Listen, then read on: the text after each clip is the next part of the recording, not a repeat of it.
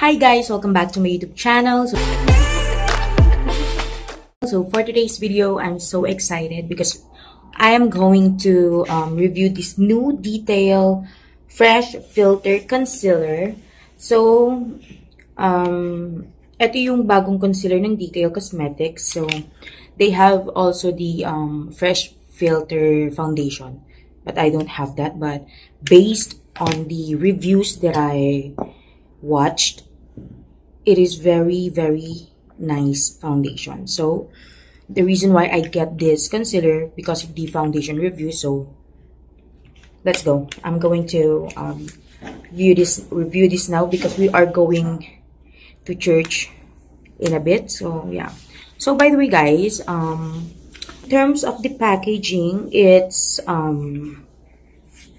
matte. I don't know if papaliwanag ko siya maigi, pero it feels matte, okay? And then, in this side, you will see the shade name. So, I'm in the shade Vanilla. So, this is vegan-friendly, cruelty-free, skin-loving, and then made with good intentions. Okay, so sabi dito, it says here that get radiant and healthy skin with Fresh Filter Radiant Cover Concealer infused with skin-loving ingredients that help hydrate and protect the skin while delivering a long-wearing formula that conceals and boosts radiance. So, excited na akong matry ito, guys, kasi alam niyo naman, gusto ko yung laging mukhang fresh, ganyan. And sabi dito, di ba, na made ito na, alam mo yun, may skin-loving siya, ganyan. So, okay. So, this is the concealer looks like. For me, it looks super minimalist looking in person. Ganon siya.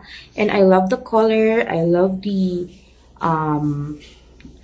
font that they use right here. And also the color of the fonts. Like, guys, ang ganda niya. And then, ayun, dito sa ilalim, you'll find the shade name right here. Again, I'm in the shade Vanilla. Am I right? Yeah, Vanilla. So, let's go. I'm gonna be opening this up. You know what, guys? Sorry sa setting natin. I don't have any ring light.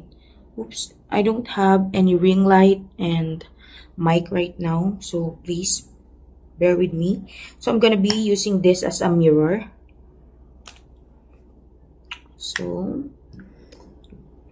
open ko na siya. Wait. Okay. So, apply ko na to. I-zoom natin ng konti para mas makita nyo, guys. Ayan. So, as you can tell, lalo na siguro, if I'm using ring light, lalo nyong makikita yung dark under eyes ko. So, let's see. I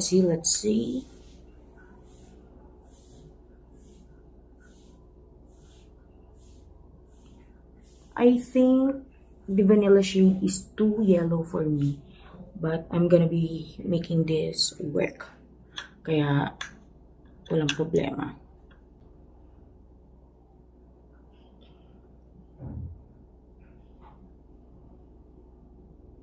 Okay. So, that's it. So, again, I'm in the shade Vanilla. Okay. By the way, guys, habang ina-apply ko siya, napaka-smooth niya lang i-apply, and right now, I don't feel anything na may ganyan ako sa under eyes ko. Wala akong nafe-feel na ganun, which is good. It means na hindi heavy tone. Hindi siya heavy sa pakiramdam. Kumbaga, it feels lightweight. Which is good, diba? Lightweight lang siya. Okay. Ayan, nakikita ko na maganda yung coverage niya. And this concealer is very easy to blend. Ayan. The coverage is nice. Then, let's see if this is also buildable. Dadagdagan natin siya mamaya. I'm gonna be adding some more later. Okay. Guys, pasensya na kayo sa ating setup. So, yan. gonna be adding again para makita natin kung buildable ba ito.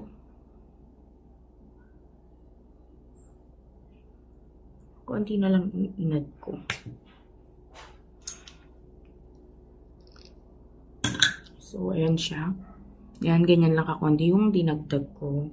Then, let's blend.